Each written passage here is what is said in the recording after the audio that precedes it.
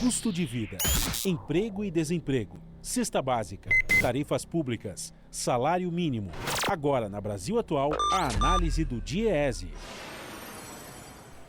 E nós vamos conversar com o diretor técnico do Diese, Fausto Augusto Júnior. Bom dia, Fausto. Bom dia, Glauco. Bom dia a todos. Fausto, ontem pela primeira vez o boletim Focus, divulgado pelo Banco Central, anunciou a previsão do PIB menor que 1% em 2022. E a projeção para a inflação também subiu pela 32ª vez consecutiva, 32ª semana, passando de 9,33% para 9,77% em 2021. As expectativas do mercado em relação à economia brasileira continuam piorando. Como você analisa esses novos números, Fausto? Bem, Glauco, o que o Boletim Focus está trazendo é algo que o povo brasileiro em geral já vem sentindo. A economia não cresce do jeito que deveria, ou pelo menos para as expectativas que se teria. As expectativas para o ano que vem elas vão definhando e a inflação ela vai subindo cada vez mais, impactando diretamente o bolso do trabalhador, reduzindo ali o seu carrinho de supermercado. Eu acho que essas são percepções bem razoáveis, né, bem fortes, que de alguma forma vão se alinhando. Não é possível você pensar em crescimento econômico sem ter o mínimo de efetividade de política, de estabilidade, de visão de crescimento, algo que a gente não tem hoje no Brasil. O Brasil, ao contrário, vai meio que o barco se levando aí de acordo com a maré, e a maré não anda lá muito boa para o Brasil. Vamos olhar o que está acontecendo no resto do mundo, vamos olhar a posição isolada que o Brasil se colocou na COP agora, com relação ao meio ambiente, e a gente vai, de certo modo, caminhando para um cenário bastante complicado, um cenário em que tem crescimento econômico muito próximo de zero, e com uma inflação ascendente, ou seja, aquele fenômeno que muitos economistas falam e que de fato a gente espera que nunca aconteça, mas que está rapidamente acelerando, que é a ideia que é a possibilidade do Brasil entrar na chamada estagflação, ou seja, a economia não cresce de um lado e de outro lado a inflação vai comendo salários, renda, e de alguma forma vai colocando a economia num contexto bastante complicado para dela sair. Na verdade, o buraco que a gente está entrando, ele está se ampliando e de alguma forma nada vem sendo feito de fato para alterar esse caminho. Vamos lembrar, né? Você tem que de fato minimamente pensar em crescimento, geração de emprego e renda, garantir consumo para que a economia possa crescer, para que você possa lidar aí com as possibilidades e as necessidades do investimento que o Brasil precisa. Esse é um dilema colocado, mas é um dilema de um governo que, de fato, não tem projeto, e ao não ter projeto, vai levando a gente para essa situação cada vez mais complicada. O drama, né, Glauco, é que, na verdade, números, dados, previsões do mercado, elas, na verdade, se transformam ou elas se materializam na vida real das pessoas. O Brasil está saindo dessa pandemia mais pobre, está saindo dessa pandemia mais desigual, e um Brasil que o seu projeto de desenvolvimento caminha para pegar uma parte muito pequena da população, ou seja, a grande maioria da população não se beneficia do crescimento econômico, não se beneficia da entrada da nova tecnologia, ao contrário, ele vai aos poucos cada vez mais definhando numa economia que anda para trás.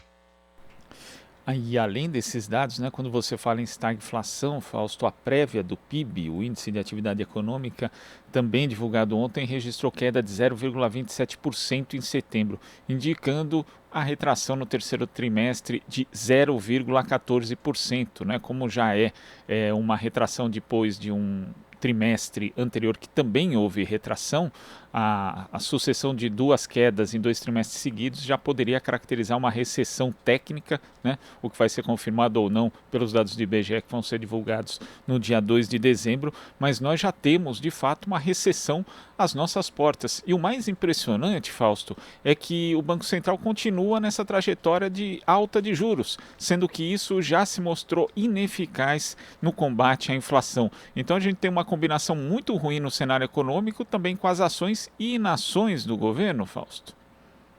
Aí até mais perverso, né, Glauco? O que a gente está assistindo é um movimento de esfriamento da economia, uma taxa de desemprego num patamar muito alto, nós estamos falando aí de quase 14 milhões de desempregados, mas uma quantidade enorme de pessoas que saíram do mercado e não voltaram.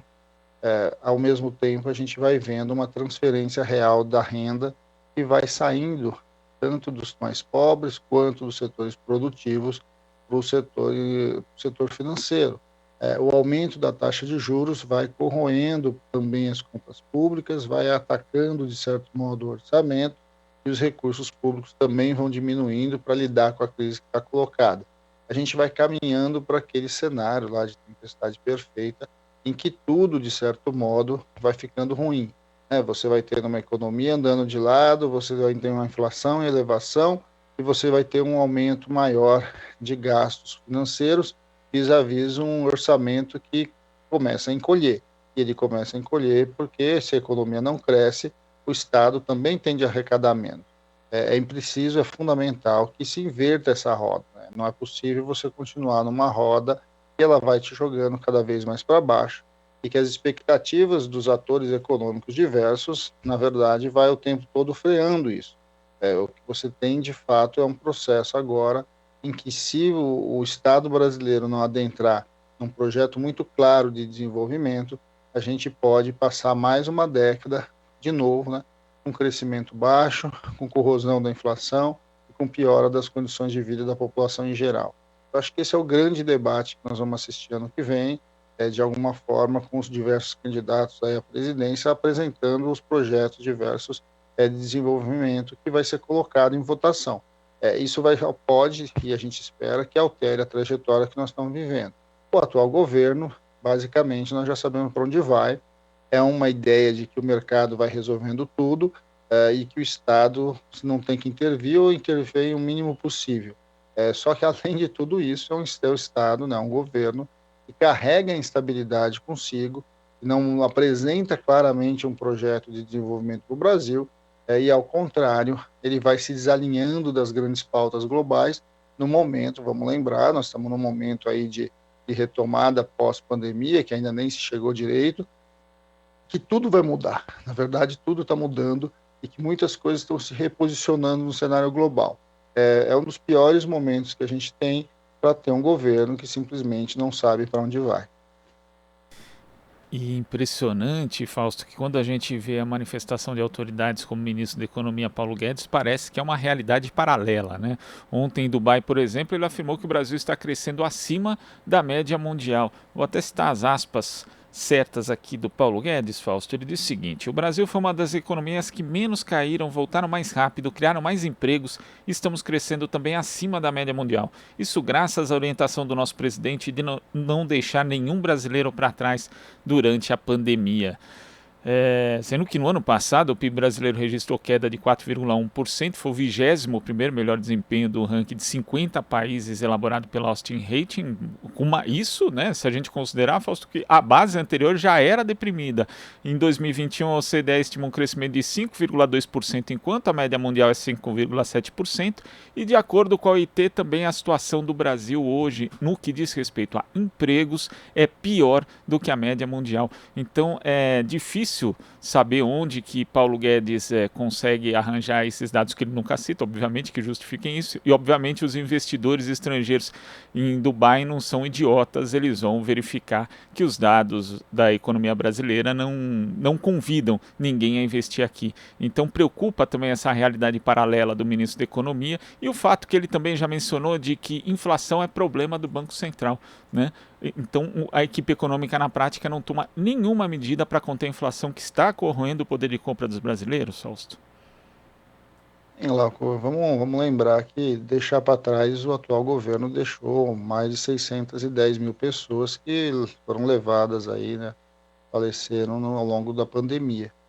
Esse é o primeiro registro que a gente sempre tem que lembrar, de um governo que negou a vacina, negou a ciência, e é óbvio que vai negar, principalmente agora, nesse debate, as questões e as dificuldades econômicas que a população vem sentindo. Agora, é sempre fácil de entender, né? Quem está apanhando é que de fato vai se lembrar do que está acontecendo.